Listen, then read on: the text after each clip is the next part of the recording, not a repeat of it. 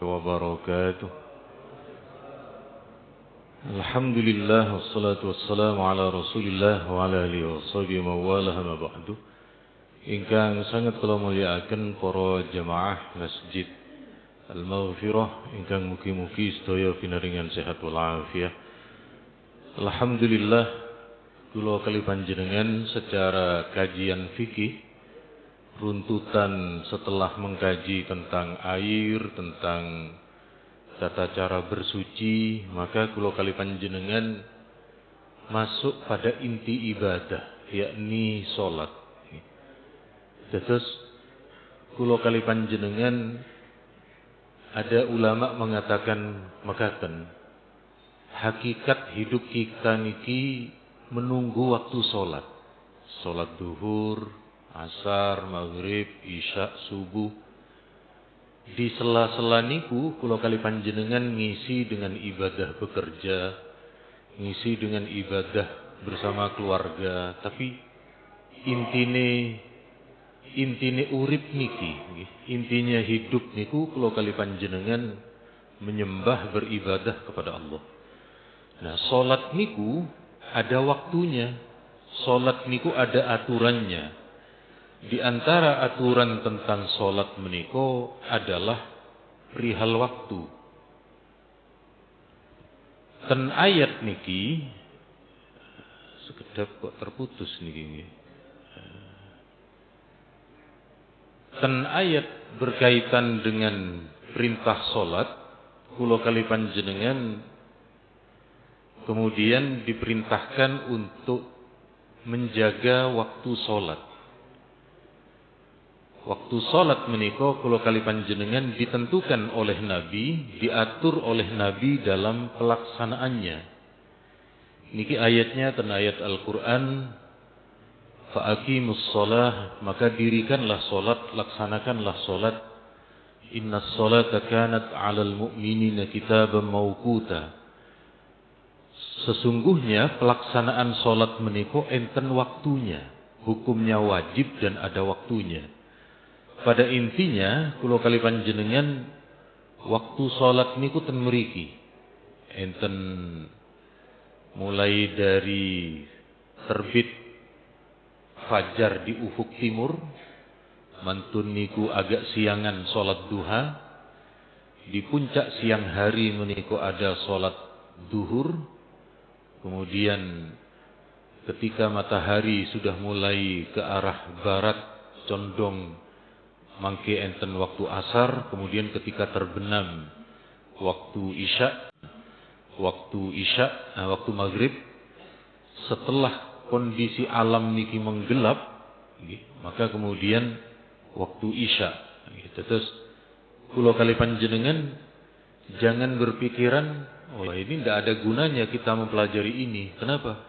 Jam sudah digital semua. Mboten pareng.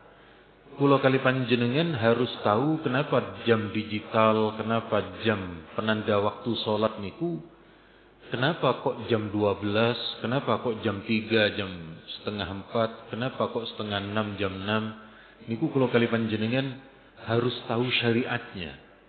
Harus tahu napa namine, kenapa kok Nabi memilih itu. Sehingga nanti kula kali panjenengan, misalnya panjenengan ada tugas kuliah atau tugas nopo keluar negeri, lalu internetnya terhenti, internetnya boten saged terhubung, apakah di luar negeri niku yang kira-kira waktunya agak berjauhan dengan Indonesia, ini sudah waktunya sholat duhur ataukah sudah asar atau belum? Kalau maghrib gampang maghrib niku begitu matahari terbenam berarti sampun maghrib. Tetapi untuk waktu yang lain kula kali panjenengan niki perlu mengetahui dalil riwayatnya. Pertama, waktu zuhur. Niki kula sampaikan rangkumannya dulu, dalile mangke di belakang. Kapan waktu zuhur niku? Waktu zuhur niku ketika pas sinar matahari, ketika matahari niku berada di tengah kula kali panjenengan, lalu matahari niku sedikit condong ke barat. Sehingga ada bayangan benda, niki, ada bayangan benda yang di sebelah timur. Jenengan riyen masih menjumpai nggih masjid-masjid kuno ada jam bencet, masih menjumpai napa boten?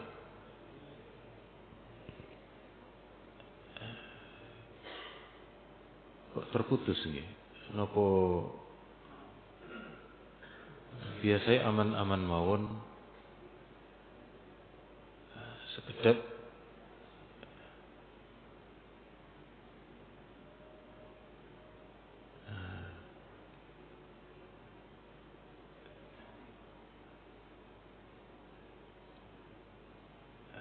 kin. Biasanya bukan masalah nih. Kok putus nyambung ngoten.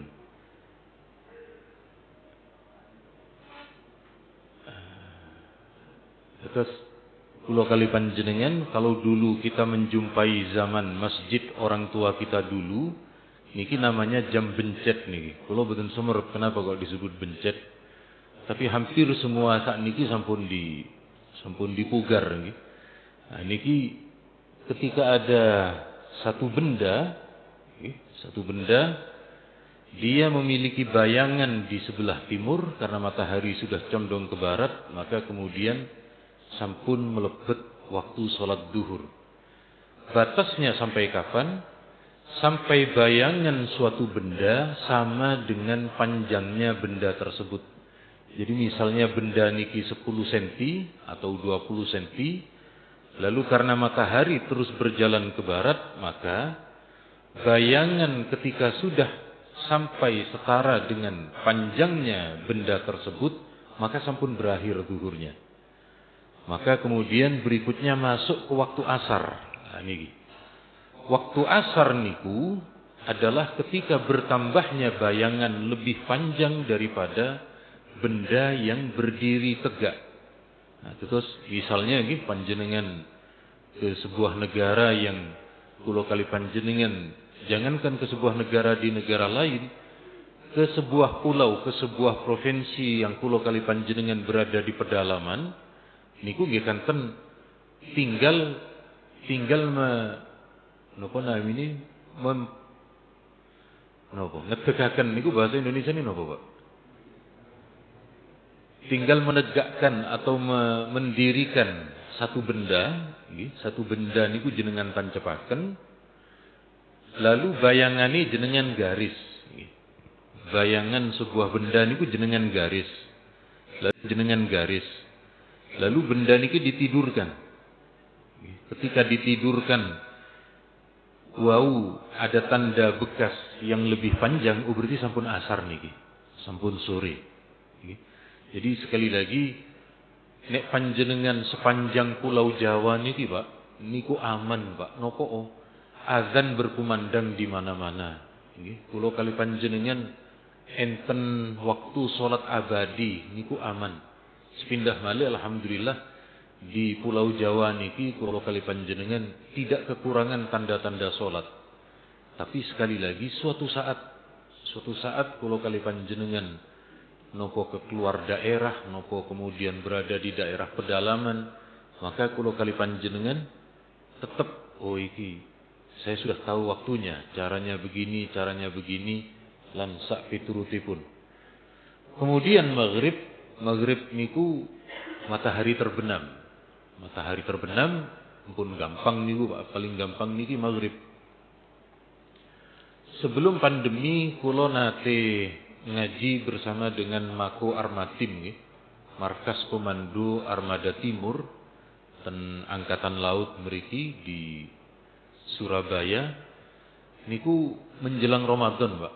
Menjelang Ramadan niku di Angkatan Laut niku ada satu bendera, Pak.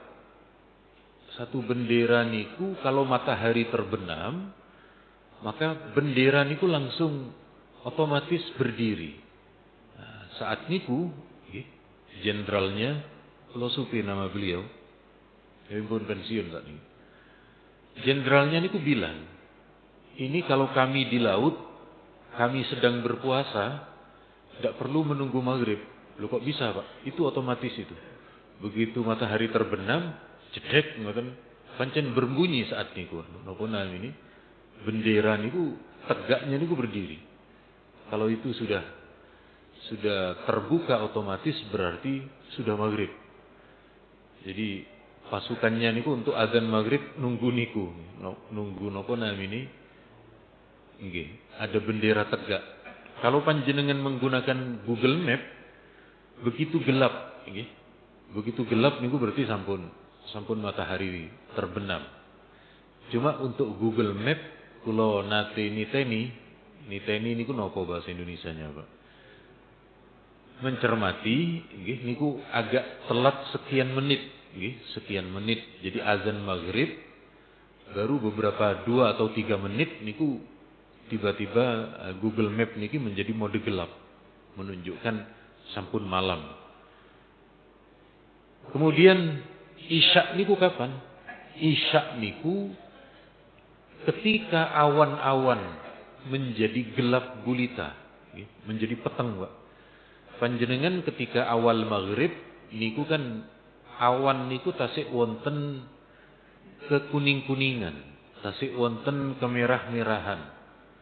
Tapi sekian menit berikutnya antara sekitar napa namine sekitar sakniki maghrib jam 6 kurang seperempat, sekitar 1 jam seperempat niku nek panjenengan ningali ke awan niku pun peteng, Pak.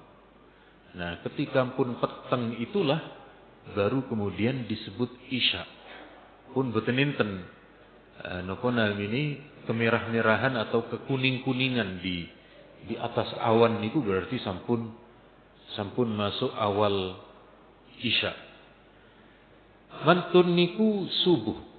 Kapan subuh niki? Lah niki yang agak rumit niku subuh. Nek kula kali panjenengan boten enten keahlian. Ya napa? Subuh niku diawali dengan munculnya 2 fajar, Pak. Tapi fajar niku enten kalih. Enten fajar kadzib. Fajar kadzib niku sebuah fajar nggih sinar ketika di ufuk pagi niku muncul, Pak. Munculnya dia ke atas, nggih, muncul ke atas beberapa menit niku gelap lagi, Pak. Nah, makanya disebut fajar kadzib. Fajar kadzib niku karena muncul setelah niku hilang. Niku tandanya naik secara vertikal, Pak. Vertikal, Pak. Nggih. Berikutnya sekian menit berikutnya kalau jenengan di Mekah, di Madinah niku ditandai dengan azan subuh pertama. Tapi dereng belum masuk subuh. Baru kemudian sekian menit berikutnya boleh jadi niku kula dereng semerep niki apa setengah jam napa 1 jam baru kemudian muncul fajar ingkang siddiq atau fajar sodik yang kemudian dari fajar itu kondisi alam niku semakin terang, semakin terang. Nah, niki baru kemudian masuk waktu subuh ten mriki, ketika fajar sodik ataupun ketika fajar niku keluar secara horizontal, sehingga kemudian subuh sampun masuk. Nah, niki enten beberapa permasalahan. Pertama makaten ada beberapa tokoh agama, enten kiai, enten profesor, niku menganggap jam subuh kita niku terlalu pagi, Pak.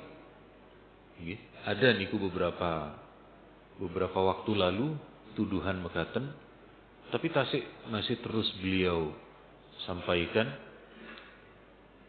Pun semerep napa boten kinten-kinten. Perlu disebut napa boten? Tapi boten beliau ilmiah, beliau Profesor Kiai Ahmad Zahro, guru besar UIN. Jadi beliau niku hasil pengamatan Prof Zahro subuh yang ada di Indonesia niki terlalu pagi, belum waktunya. Napa malih wingi yang subuh niku sebelum jam 4 niku. Yang jam 4 kurang seperempat niku beliau selalu mengulang statement niku. Nah, niki enten jawaban saking Profesor Thomas Jamaluddin.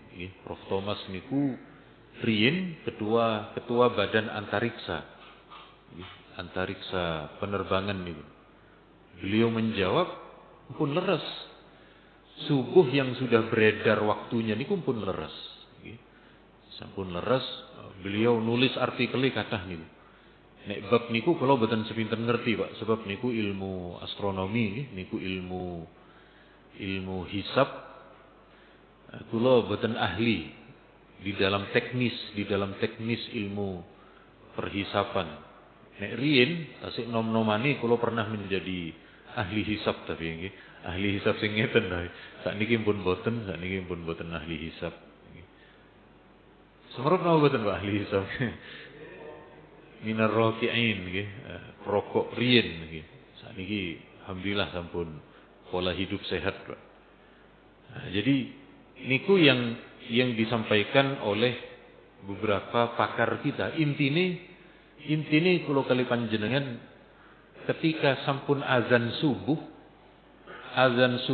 lalu enten jeda kira-kira 10 menit lalu panjenengan salat niku sampun masuk versinya Prof Zahra. Sampun masuk niku. Tapi kalau langsung azan langsung salat subuh, nah niku yang di napa namini yang ditolak oleh beliau. Terus nek kula kali panjenengan ten mriki pun aman nggih, pun aman karena setelah azan niku agak panjang, maka tidak perlu napa namini tidak perlu diperpanjang kula kali panjenengan. Intine dari kemenak niku ada sekian ahli astronomi, ahli fikih, ahli macam-macam niku sampun aman. Kemudian berikutnya untuk fajar, Pak. Untuk fajar niki kula kali panjenengan di Indonesia niki agak kesulitan karena di Indonesia niki pun kathah lampu, karena sudah banyak lampu. Mengobservasi dengan mata tanpa bantuan alat niku pun boten saged membedakan. Sampun napa ini sampun terang. Panjenengan baru bisa niku ketika di malam hari panjenengan di atas gunung, di atas puncak gunung misalnya ketika camping atau ketika menjadi pecinta alam niku, lalu kemudian melihat ke arah timur niku tasik saged kalau di pegunungan. Tapi nek pun model Surabaya ngeten niki pun mboten enten bedane, Pak. Mana niku fajar, mana niku lampu nggih, mana niku macam-macam pun pencahayaan hari ini kula kali panjenengan intine sampun aman menggunakan jam yang sudah ada niku. Nah, niki dalil hadisnya. Pedhot malih niki. Ibu napa-napa niki proses napa namanya proses untuk menyambung. Jadi pada intinya terkait dengan pelaksanaan dari waktu sholat, pelaksanaan dari terus pundi ketika kula kali panjenengan akan melakukan ibadah sholat niku, niki kemudian menjadi tahu nggih berdasarkan niku wau, berdasarkan ilmunya sekaligus niki berdasarkan dalil hadisnya. Niki ten hadis niki Nabi dawuh waktu zuhri idza zalatis syamsu, waktu zuhur adalah ketika matahari niku lengser condong ke arah barat. Kemudian waktu asar niku adalah ketika ketika bayangan sebuah benda melebihi dari panjangnya benda niku atau kekuning-kuningan, kemudian matahari tenggelam berarti sampun maghrib. lan sak piturutipun. Niki uniknya Pak, nggih. Uniknya Rasulullah niku menggunakan tanda-tanda alam, menggunakan matahari, menggunakan gejala alam. Nopo fungsinya? Fungsi menggunakan gejala alam niki, umat Islam di seluruh dunia sakit Pak. Sakit melakukan niku. Cuma kalau Indonesia lebih stabil keranten enten katulistiwa. Nah, terus pundi ketika mungkin di antara panjenengan ada kuliah ke Rusia atau kuliah ke negeri yang ten meriku dekat dengan kutub selatan atau kutub utara. Sementara waktu sholat niku ada di beberapa negara niku yang tidak ada siangnya misalnya, atau tidak ada malamnya. Kenapa? Matahari ini ketinggal. Ini bukan enten napa ini ada di beberapa negara ketika ditayangkan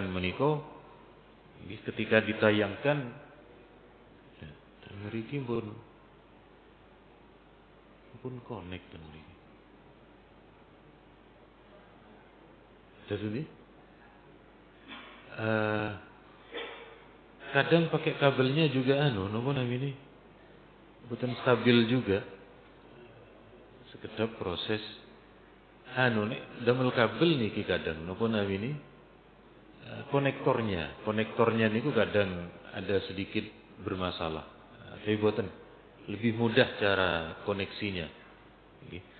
Terus pun di negara yang kemudian di situ tidak ada matahari tenggelam ataupun tidak ada malam, maka aturannya niku ikut negara terdekat. Jadi misalnya di Rusia niku atau di daerah yang dekat dengan kutub niku tidak ada malamnya, siang terus karena matahari terlihat, maka menggunakan negara terdekat. Negara terdekat niku sing enten tannya ngoten niku lho Pak, nggih. Afghanistan, Uzbekistan, Pakistan, Pacitan, Kalimagetan ngoten niku kan pun tonggoan niku nggih. Nah niku aturan fikih kita menggunakan negara terdekat.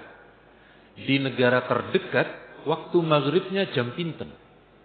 Di negara yang terdekat niku waktu zuhurnya jam pinten niku dicatat. Maka di negara yang tadi matahari niku tetap terlihat, niku tetap menggunakan jam di negara terdekat yang siklus perjalanan matahari malam dan siangnya niku sedikit normal, meskipun mungkin malamnya lebih singkat. Terus niki alhamdulillah kula kali panjenengan untuk Ramadan niku stabil Pak, stabil. Kulo nate ngaji bersama teman-teman di Eropa, teman-teman mahasiswa di Jerman. Niku mereka pernah siangnya niku 16 sampai 17 jam, Pak. Kulo kali panjenengan 13 jam sampai lebih sedikit niku pun normal niki, pun napa namine sedengan ngoten lho nggih. Lapar niku sedengan, tidak terlalu berat. Kemudian di samping niku kula kali panjenengan tidak hanya soal keutamaan waktu untuk pelaksanaannya menika, kula kali panjenengan ada aturan lain yang harus dijaga. Napa menika? Melakukan sholat di awal waktu niku keutamaan Pak. Terus panjenengan sholat duhur pas di awal waktu niku paling sae sesuai dengan hadis. Nabi ditanya, Nabi kapan nopo ibadah sing paling sae? Nabi menjawab, melakukan ibadah sesuai dengan waktunya. Kula kali panjenengan ibadah yang paling dirindukan niku azan maghrib Pak, ketika di bulan Ramadan. Di luar bulan Ramadan ilang malih niku. Di bulan Ramadan setelah lewat Ramadan kula kali panjenengan tidak terlalu menghirau terhadap azan. Tapi nek sampun napa namine sampun Ramadan niku yang namanya azan maghrib niku dicari terus Pak, dicari dan diburu. Bahkan kula kali panjenengan Saya dulu pernah menjadi pemburu takjil Pak, dulu masih muda. Kalau pemburu takjil niku mengumpulkan niki bahan-bahan waktu maghrib niku, mencari mana yang paling cepat. Niku enten terpaut 1 atau 2 menit. Niku kan nggih lumayan ngoten niku. Kemudian apakah boleh melakukan sholat agak sedikit tertunda? Boleh Pak. Niki contohnya, dulu Nabi meniko ketika melihat para sahabat berkumpul, maka Nabi langsung menyegerakan sholat. Tetapi ketika Nabi belum menjumpai sahabat untuk berkumpul, maka Nabi menunggu. Terus niku wau zuhur niku kan mulai dari matahari tergelincir ke barat sampai bayangan menyamai, niku ada kira-kira 3 jam. Niku boleh kula kali panjenengan di pertengahan jam 1:30, jam 2, 2:30 pun kemepeten niku Pak. Jangan dibiasakan jam 2:30 niku. Jadi Nabi juga tidak ada masalah ketika dalam kondisi tertentu kula kali panjenengan sedikit mengakhirkan waktu sholat. Kemudian syarat di dalam beribadah niki juga harus Islam, niku sampun maklum.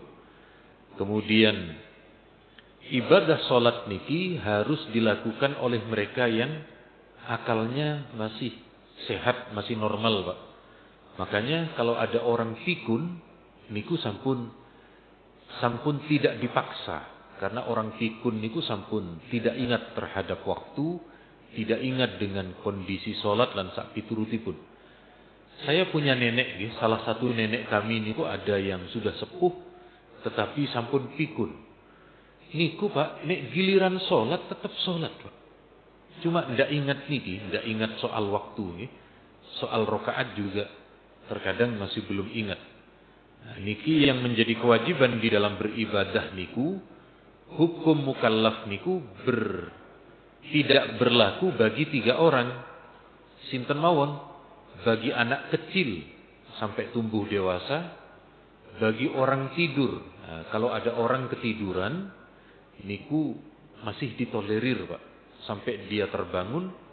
Baru kemudian berikutnya orang yang hilang akal sampai dia sembuh akalnya, sampai kemudian sampai kemudian orang tersebut mengingat terhadap dengan kondisinya. Kok boten stabil nih? Biasa lancar-lancar mawon. Nah, terus berikutnya napa malih syarat di dalam salat niku kedah menghadap kiblat Pak. Terus niki ayatnya wa min haitsu kharajta fawalli wajhaka syatral masjidil haram. Kemanapun kita hendak mau salat, maka arahkan diri kita ke Ka'bah. Bahkan nek panjenengan ke Madinah niku ada satu masjid yang unik, namanya Masjid Kiblatain. Masjid yang memiliki 2 kiblat. Jadi satu-satunya masjid ketika Nabi sholat duhur, siangnya duhur niku Nabi masih menghadap ke Palestina, lalu turun ayat perintah menghadap ke Ka'bah, lalu Nabi bergeser Pak. Nabi bergeser saat niku. Kemudian berikutnya malih pakaian harus suci. Pakaian niku harus suci ketika dalam pelaksanaan ibadah. Niki dalilnya wa thiyabaka fatahhir. Maka sucikanlah pakaian, tidak hanya pakaian tapi tempat sujud sajadahnya juga harus suci. Tubuh kula kali panjenengan juga harus suci. Jadi niki sebelum memasuki inti ibadah salat niku wau nggih harus suci, punya wudu, najisnya harus dihilangkan, harus suci, harus menghadap Ka'bah. Kemudian juga beberapa syarat yang lain.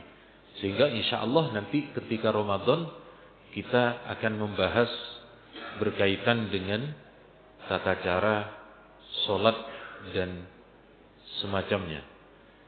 Saking kula cekap semanten pas niki berkaitan dengan ketentuan dan syarat di dalam pelaksanaan salat, Monggo menawi wonten pertanyaan kula sumanggaaken. Nggih, monggo. Tapi bisa dipaham Pak nggih? Bisa dimengerti nggih? Nggih.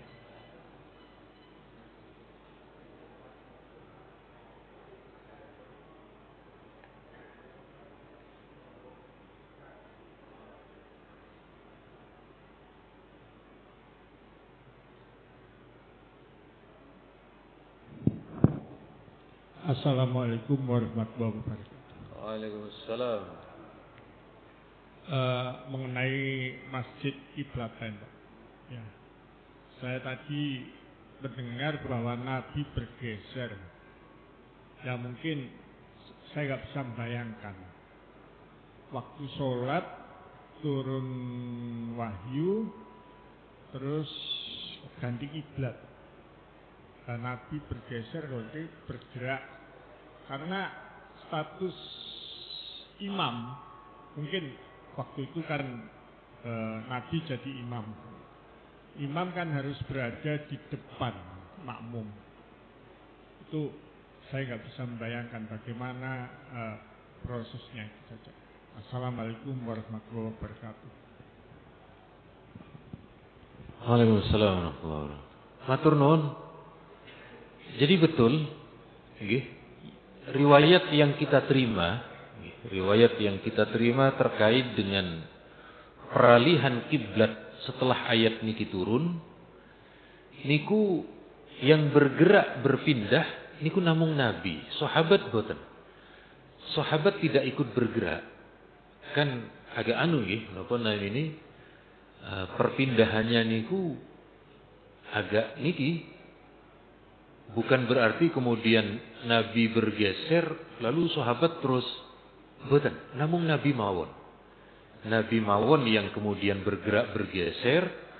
Setelah niku Nabi ditanya, Nabi kenapa panjenengan salatnya kok bergerak dan bergeser? Nabi kemudian menyampaikan ayat niki wau. Sebab sebelumnya niku Nabi selalu minta kiblatnya niku dipindah.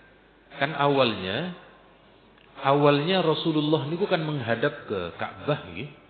Lalu kemudian oleh Allah dipindah ke Baitul Maqdis. Maka Nabi menghadap ke Baitul Maqdis. Saat niku orang-orang Yahudi niku mencemooh Nabi. Ini Nabi Muhammad kiblatnya ikut kita ke Baitul Maqdis tapi ajarannya ndak ikut kita. Maka Nabi niku gelisah. Nabi niku corosak niki dibuli, Pak. Dibuli. Nabi niki mengharap meminta kepada Allah kiblatnya dipindah ke Ka'bah lagi. Nah, ternyata ayat niki turun pas Nabi sholat. Cuma Nabi mawon yang bergerak, tidak melibatkan sahabat. Karena kalau melibatkan sahabat niku napa namine seperti yang panjenengan sampaikan, tidak dibayangkan bagaimana geraknya. Betul, niki namung Nabi mawon. Nabi mawon yang bergerak nggih agak berat nggih. Sekitar 60 napa 70 derajat niku geraknya niku untuk menuju ke Ka'bah. Tapi intinya namung Nabi tidak bersama dengan para sahabat. Nggih. Matur nuwun. Monggo salajengipun menawi tasih wonten. Napa niki kok sami lemes napa pun krasa Ramadanan ngoten? Dalem dereng tasih kurang seminggu niki, Pak. Dan nanti katose tasih wonten ten ngajeng niku tasih disediakan. Napa pun cekap ranten. Oke. Oke, monggo. Setunggal terakhir. Monggo.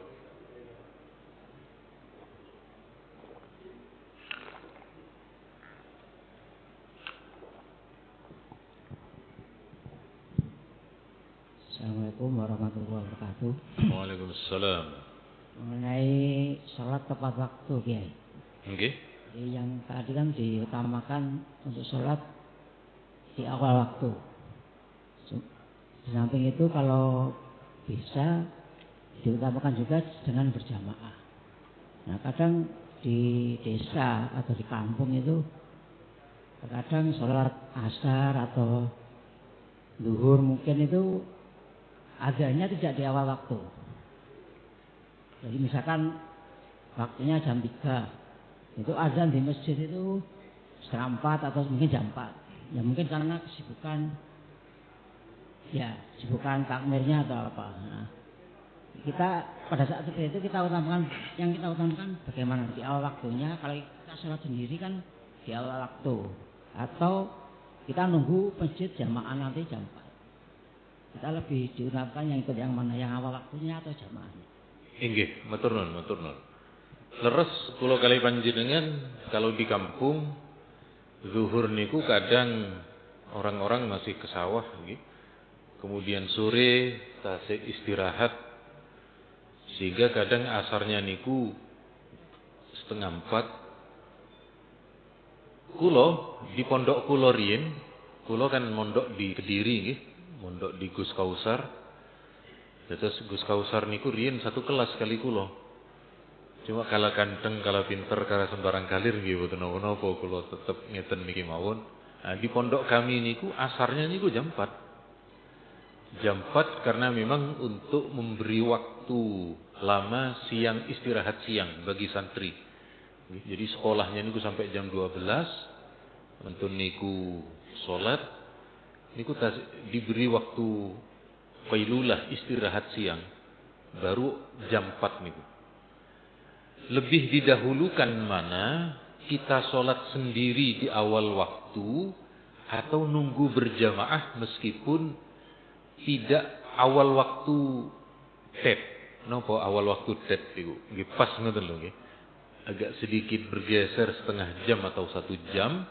Nek ningali hadis niki Nabi lebih memprioritaskan berjamaah meskipun agak sedikit mundur. Terus ten hadis niki ketika Nabi melihat para sahabat niku, ketika Nabi menjumpai para sahabat niku agak sedikit mundur, agak sedikit terlambat, maka Nabi juga menunggu sampai para sahabat niku selesai sehingga kemudian tetap melakukan sholat berjamaah.